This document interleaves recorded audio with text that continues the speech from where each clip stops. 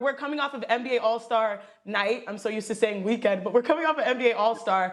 Your boy Steph Curry had the shot going. He won the three-point contest, almost got MVP of the game for Team LeBron. What did you think of Steph's performance overall on that night?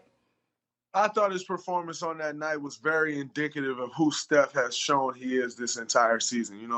Starting off this season, there were so many questions about, Steph doesn't get the easy shots he used to get. He don't have all those guys out there with him anymore. And he can't do it. And, he's responded to all of those critics in a major way. I think the thing that bothers me most is people questioning his legacy at the beginning of this season. One season doesn't make a legacy, nor does one game make a legacy. And we see that a lot of times when you start talking about the greats like Steph, LeBron James, and people trying to hang their legacy off, on one season or one game. And I think it's the most ridiculous thing ever. It goes to show how few legacies there truly are and why people don't understand what a legacy really is. And so the way he showed up and showed out on Sunday night at All-Star Sunday in Atlanta, winning the three-point contest in the fashion that he did, going out there and kind of jump-starting, the All-Star game, getting the energy in there. That's who Steph is, though. He brings the energy to the gym. And so I thought it was amazing. And like I said, it was very indicative of what Steph Curry is showing and saying to the world this year.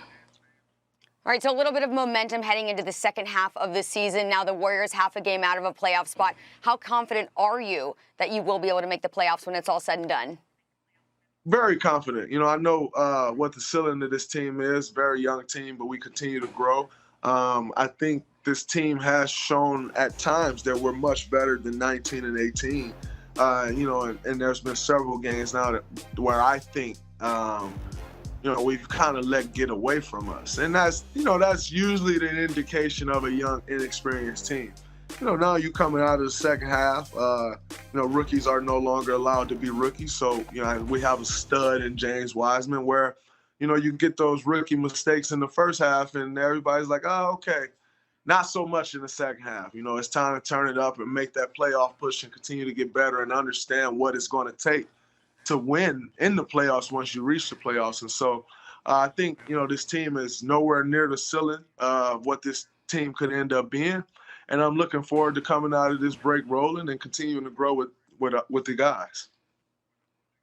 And you talk about the West because it is stacked. I mean, the Utah Jazz with the best record. Phoenix has snuck their way to number 2. You've got the 2 LA teams, too. And then you still got Denver, who got a lot of experience last year in the bubble. The West is loaded again this season. Which team do you really think is the team to beat right now out there? Well, the team to beat is the Los Angeles Lakers. They're defending champions. I know, we live in this, social media day and age where, a team lose 2 or 3 games in a row and we want to write them off. That's the topic of discussion. Can they do it again? They're the team to beat, and they will be the team. I don't, no disrespect to Utah, but they can win 40 games in a row. You're not the team to beat until you're the champion. And the Lakers are the defending champion. That's no disrespect to, like I said, Utah. That's no disrespect to Brooklyn or whoever else. I think there are a lot of good teams, very good teams, including those 2 teams I just named. But the Lakers are the defending champions, so they're the team to beat until someone can dethrone them. Well, let's talk about Brooklyn because they are the hot team in the East, and our very own Max Kellerman said the Big Three are the greatest offense in the history of basketball. What's your reaction to that? Well, I think, when you look at those 3 guys, Kyrie, who's probably one of the shiftiest players we've ever seen in the NBA, one of the best handlers we've ever seen, and one of the best finishers we've ever seen around the rim.